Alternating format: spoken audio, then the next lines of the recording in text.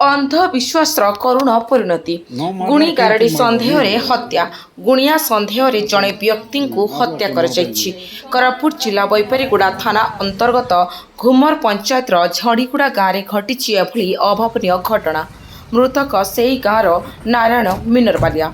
सूचना अनुसायी झड़ीगुड़ार कमल लोचन करलिया नामक जड़े व्यक्ति असुस्थ थिले।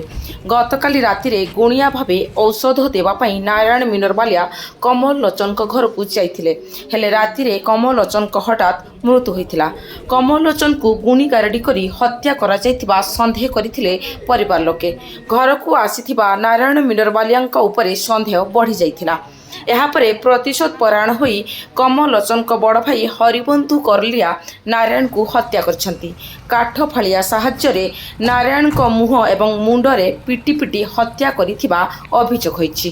सेपटे हत्याकारी को उचित दंड प्रदान पाई दाबी होईछि। घटनास्थल रे बैपारीगुड़ा थाना अधिकारी और कोरापुट साइंटिफिक टीम पहुंची घटनार तदंत करछंती।